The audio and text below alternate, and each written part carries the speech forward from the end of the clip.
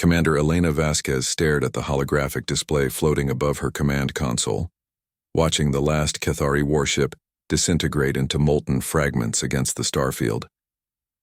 The bridge of the UES Retribution fell silent except for the soft hum of life support systems and the occasional beep of monitoring equipment. "Scan complete, Commander," reported Lieutenant Chen from the sensor station. "No survivors. The Cathari fleet has been eliminated." Elena nodded slowly, her weathered hands folding behind her back. 37 years of military service had taught her that victory often tasted more bitter than sweet. But this particular triumph carried a weight she had never expected to feel. The war had begun 18 months ago when the Cathari Dominion first made contact with humanity. Their initial diplomatic message had been simple, almost childishly direct. Submit to harvesting or face extinction. You are prey. We are hunters. This is the natural order. The galaxy had known the Cathari for over 3 centuries as apex predators who systematically consumed entire civilizations.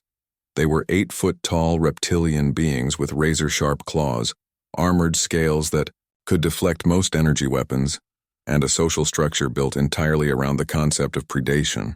To them, every other species existed solely to be hunted, captured, and devoured.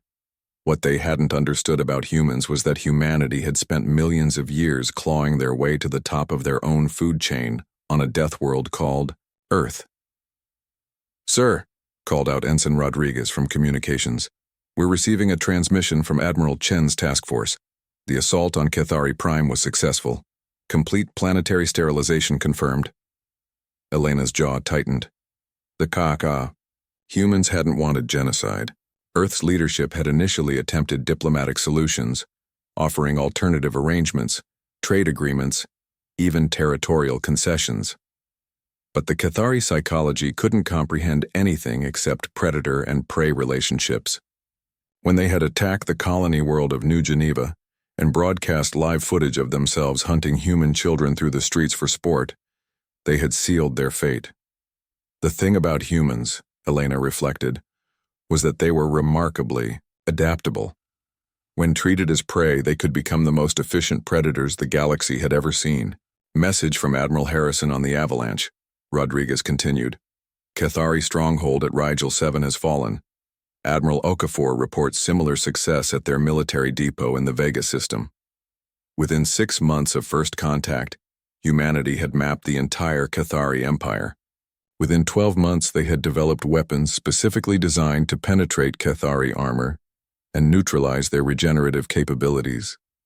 Within 15 months, every major Cathari world was under siege. The Cathari had made a fundamental miscalculation. They assumed that because humans appeared physically weaker, smaller, lacking natural weapons or armor, they would be easy prey. They failed to recognize that humans had survived on a planet where nearly everything was designed to kill them, by becoming the most successful persistence hunters in their world's history. More importantly, they failed to understand that humans, when threatened, didn't just fight as individuals. They coordinated, they planned, they adapted, and they never ever gave up.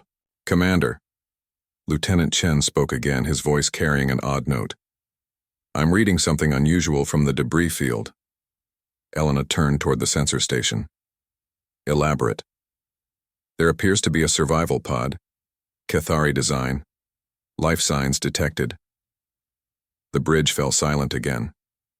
Elena felt every eye turn toward her, waiting for the order that would determine whether humanity had truly become the monsters they had been forced to fight.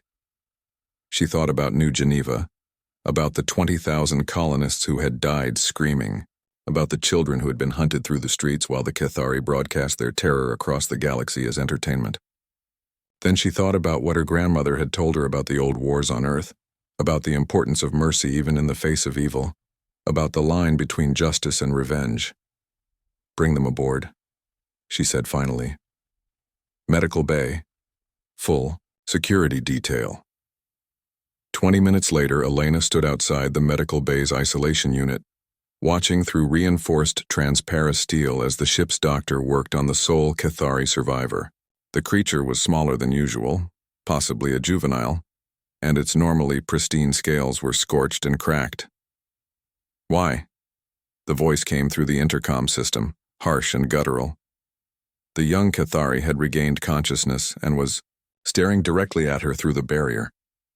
"Why do you not finish the hunt?" Elena studied the alien's golden eyes, seeing something she had never expected to find there. Confusion, not fear. "Because," she said slowly, "we were never prey, and we chose not to become what you were." The Cathari's head tilted in a distinctly predatory motion. "You destroyed us completely. Every world, every ship, every—" The creature paused as if struggling with an unfamiliar concept. "Every family." "Yes," Elena replied without emotion. "You made that choice when you decided we were prey. You made that choice when you hunted our children for entertainment. But you spare me. This is not hunting behavior. This is not predator behavior." The alien's voice carried a note of genuine bewilderment. "What are you?" Elena was quiet for a long moment, considering the question. What were humans, really? They had just systematically eliminated an entire species that had terrorized the galaxy for centuries. They had done it with ruthless efficiency and unwavering determination, but they had also chosen mercy at the end. "We're what happens," she said finally, "when prey learns to bite back." She turned and walked away, leaving the last Cathari, alone with a truth its species had never understood. Sometimes the greatest predators are the ones who choose when not to hunt. The galaxy would remember this day as the end of the Cathari dominion. But Elena knew it would be remembered for something else entirely. The day humanity proved that the strongest creatures aren't always the ones with the sharpest claws. Behind her, through the medical bay's speakers, she heard the alien whisper something in its own language. The translator rendered it simply, "We should have learned to fear the prey." Elena didn't look back. There was nothing left to hunt.